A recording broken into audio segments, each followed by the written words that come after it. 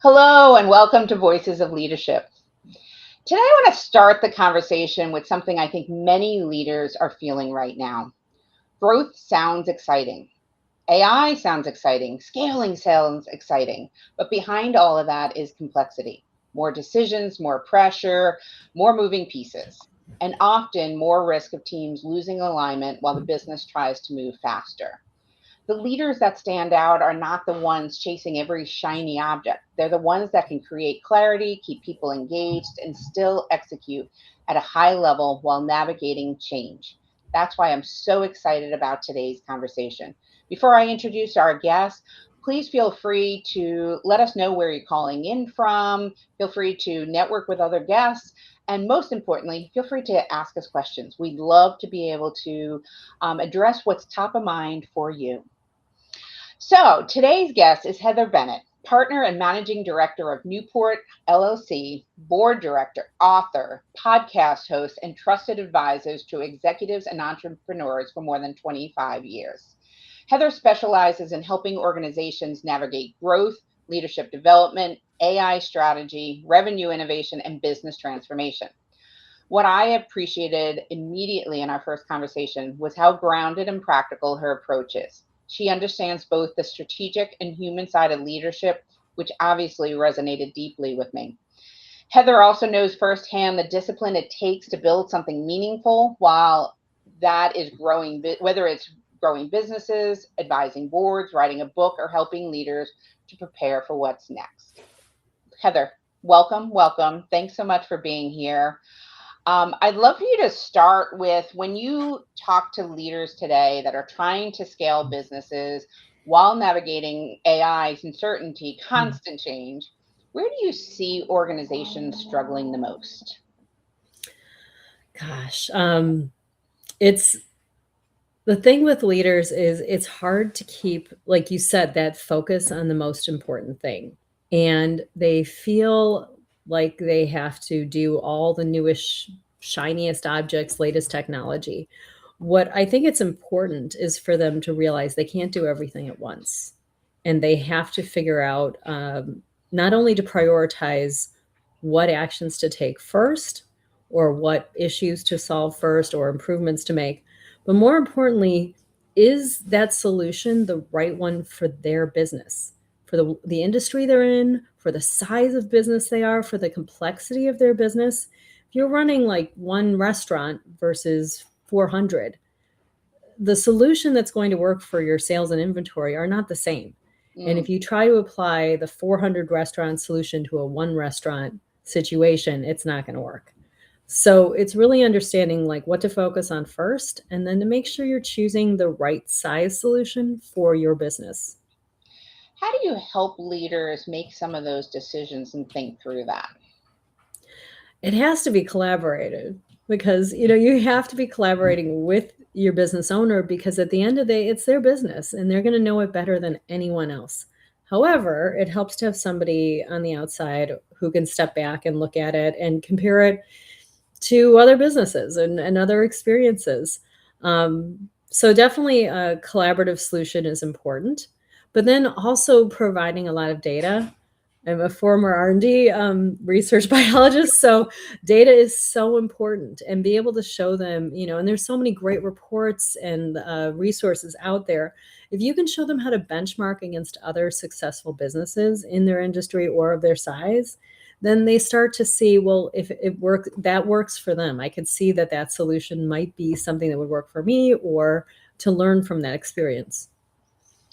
And when you think about it, so as leaders are, trying to start their businesses, there's a lot going on. And when they're Mhm. trying to grow it and scale it, what do you think gets, how much does the personal side come into it for business Mm. owners?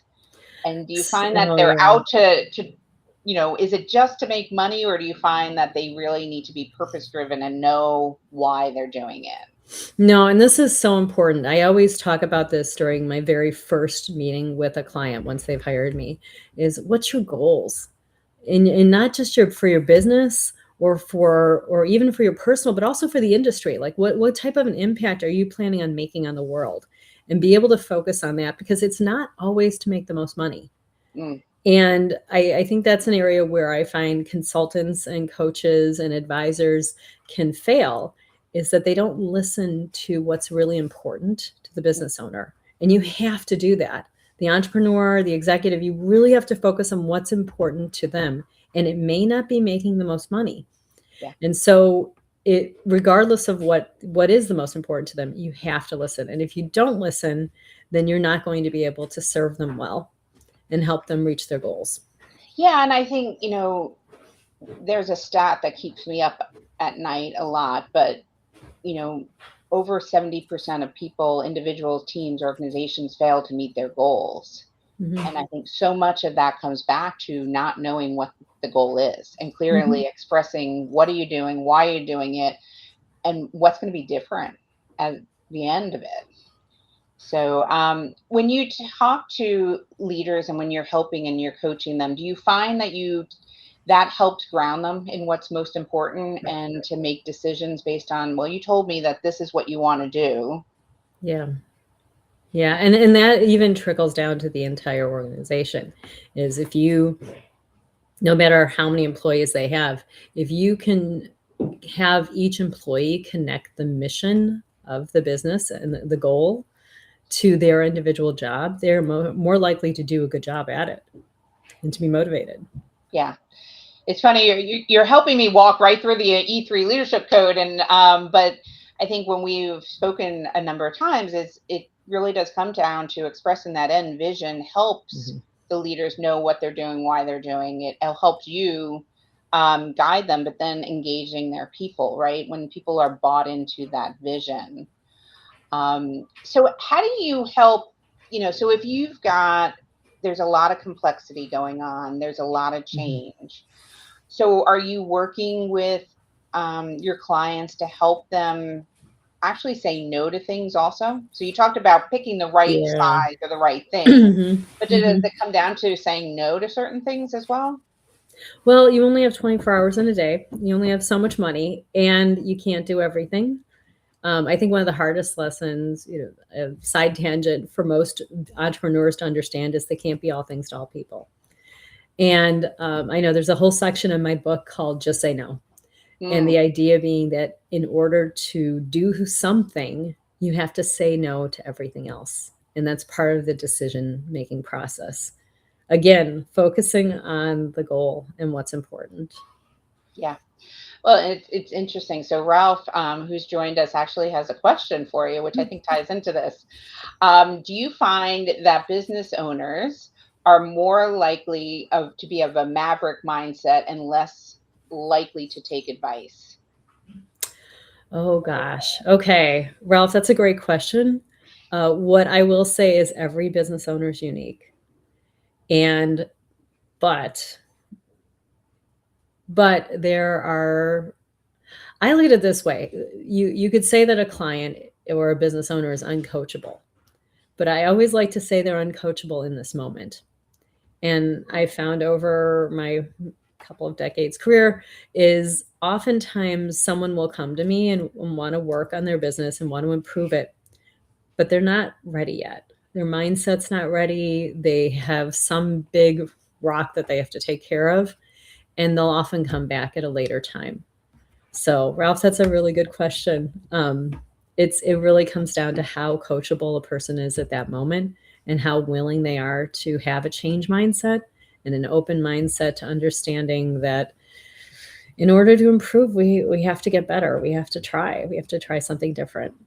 So, good question. Yeah, yeah, it is a good question. I think you're touching on something which I think is so important in leadership, which is awareness, Mhm. right? Being aware if you need help, aware what you need, how you show up, but then how you're perceived and all of that. I assume a Mhm. lot of what you're doing is helping be a mirror to the entrepreneurs and the individuals trying to decide what's next and how they want to get there. Listening. There's a lot of listening when I'm first working with someone in their team or their company, because I need to learn. I need to be open to learning what they have to share and what their employees know that maybe not anybody else knows. So it definitely Yes, self-aware. That's always when I talk about somebody, getting a new job, getting a new career, start an entrepreneur, starting a business. I work with a lot of incubators, so I talk to a lot of entrepreneurs, and I said you have to be completely self-aware of who you are, what you bring to the table, what your limitations are, when you need to go get help. And so, yes, self-awareness, absolutely a good first step. Yeah, I agree. And when you're talking to companies and they're getting ready to scale, and the ones that make it versus the ones that don't, Yeah.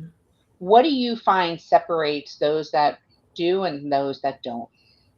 It's so funny. I was thinking about that this morning, like which companies I've worked with that are very much still in business, like decades later, which is wonderful, and which ones didn't quite make it. And the ones that didn't make it, their long-term goals were different. Like having that business stay alive and be successful was not part of their long-term goal. They were using the business to get to what their long-term goal was. Oh, interesting. So that's where I think there's a difference is if if you are really tied to the mission of the business and that is your long-term goal, there's a good chance you're going to be willing to change, willing to work hard, willing to try something different, new, willing to do the difficult decisions, especially with finance and people, in order to keep things going. So and that's okay because people's goals change, Yep. and it's okay to start a business to make money so that your family can do something in the long run. It's okay to start a business so that you will hit your retirement goal on time. It's okay to do that, but having an awareness of that is important, and that may be the difference between whether someone builds a thriving business that keeps it going versus not. There's a phrase a lot of people hear me say is focus is your reality. Mm, So that's a depending good on one. what your focus is, so what you're saying is if it is, it is for retirement or long-term stability, whatever it is, personally, that is your focus. And Mhm. so what you're saying, that's the direction you're going to go. Do you find in this day and age, Heather, I'm kind of going to go off on a tangent here, but I'm just curious.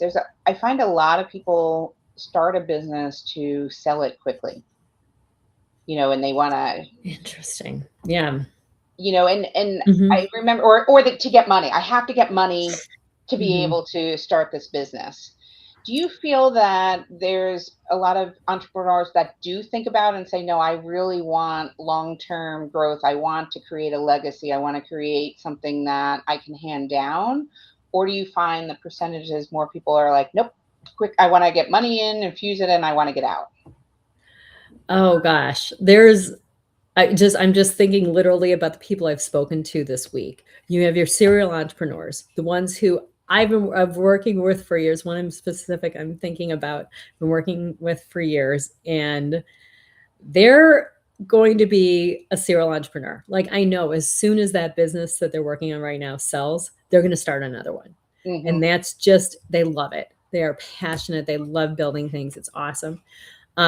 You have other ones who specifically build a business because they see an opportunity and they know there's an exit strategy. I talked to two people this week like that, and that's okay. That is totally cool. Of course, again, they also have that bug in them, and so they've already started their next business. Hmm. One of the things I would say in terms of advice is if you're thinking about being an entrepreneur, you're thinking about starting a business, don't quit your day job. There's a really good book. It's called The Fuzzy and the Techie.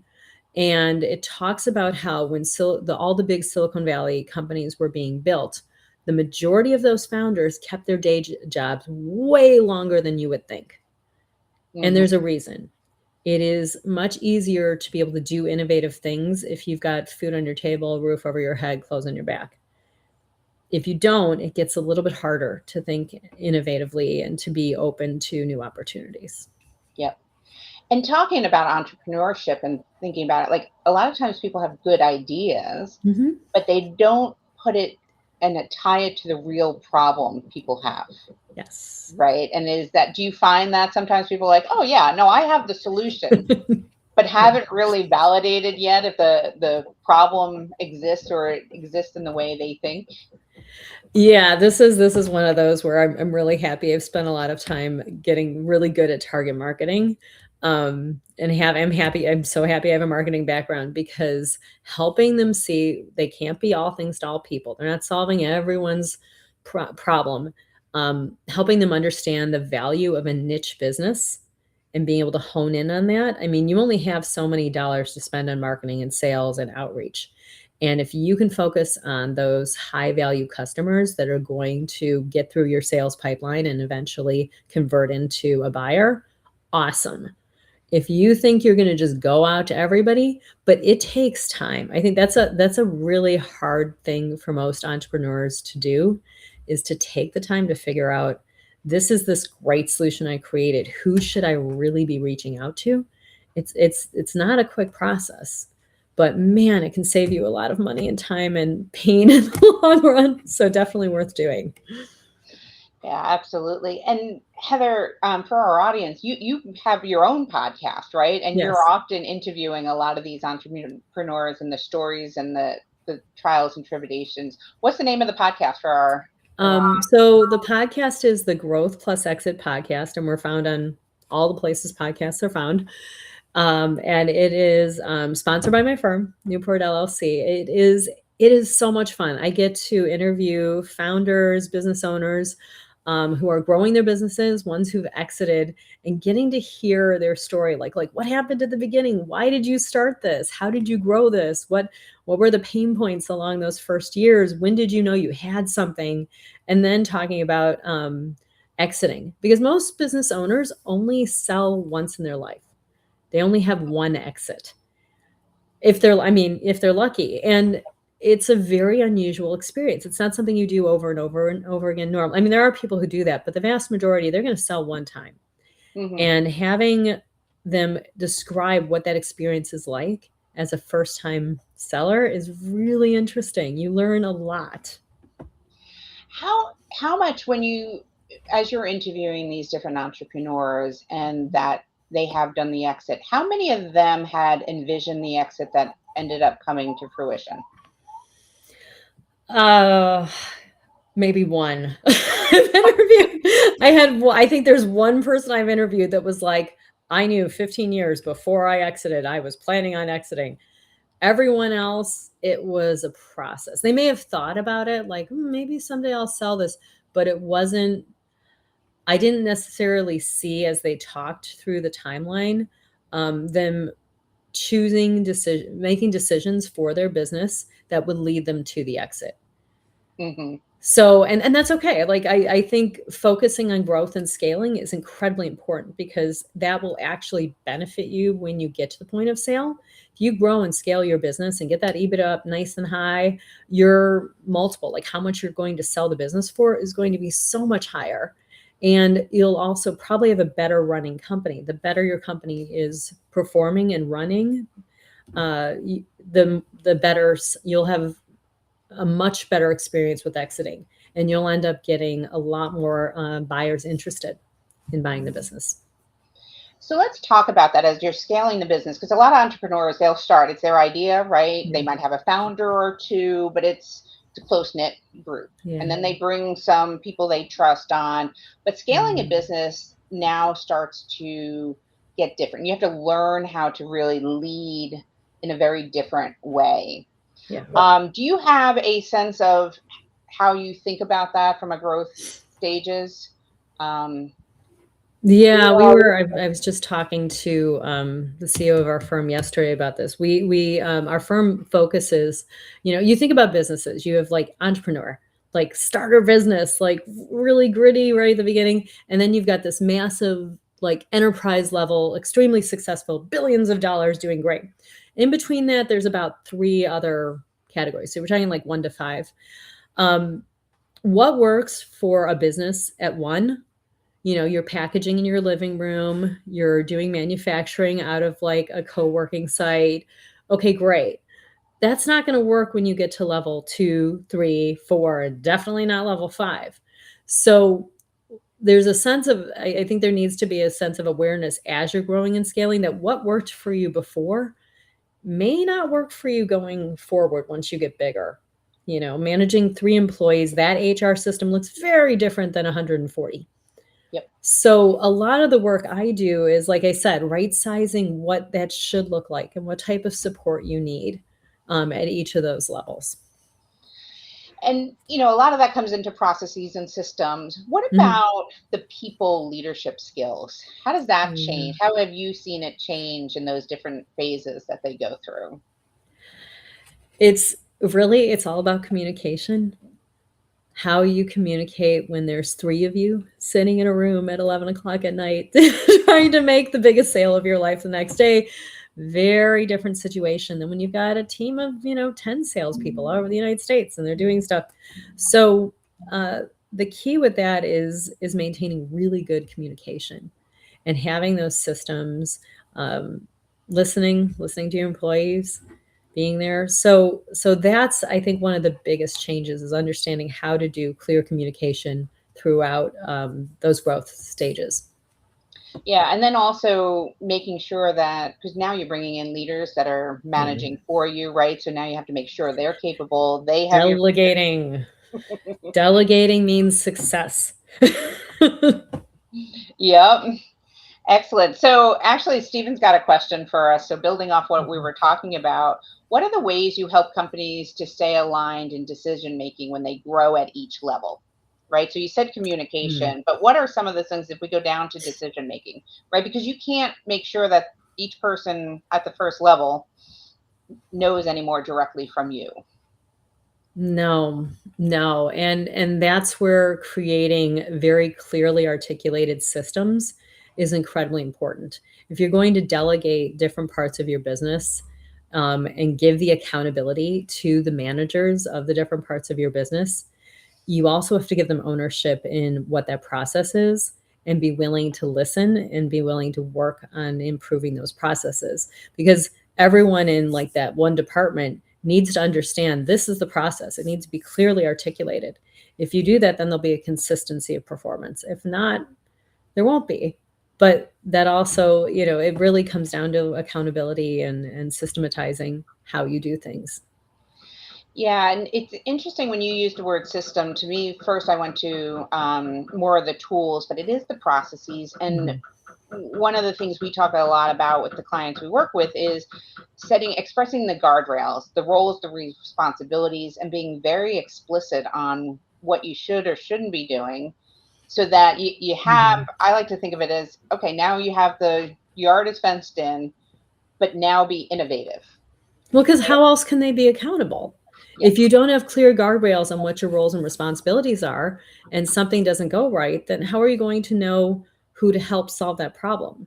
I'm a firm believer in servant leadership. I know a lot of people don't get it if they've never had that experience. It's like, no, no, really, I'm here to help you do your job. And at the same point, I'm here to help you that if you're accountable for something, I want to make sure that you can get that accomplished. Yeah. So, yeah, so I love that idea of guardrails. That's a really good description. Yeah. Well, and let's touch a little bit on servant leadership because I mean, this is Mhm. what you and I had connected on how important Yeah. people are, right? And um, if performance and people are not mutually exclusive, right? Mm-mm. To drive results, you need your people.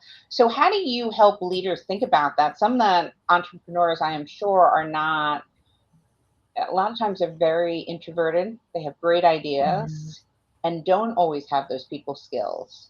Some are great people, extroverted. How do you help leaders see the importance of servant leadership or really investing in the people for your success? This is when I always hope that there's a co-founder who is good at it. So, honestly, I'm like, "So, who's your co-founder? What are they like?" Because sometimes that's a good delineation Mm. of having who's in charge of or who's accountable for what aspect. Secondly, there's a lot of support you can get from PEOs or other organizations that are HR organizations to support you with that process. But it's learning. It's learning. And again, if you can connect that leader, that founder, with how important each of the people in the organization is to getting that end goal and have them communicate that awareness, then they normally get it. Most people are, I think, normally get it once they can see that the value. Yeah.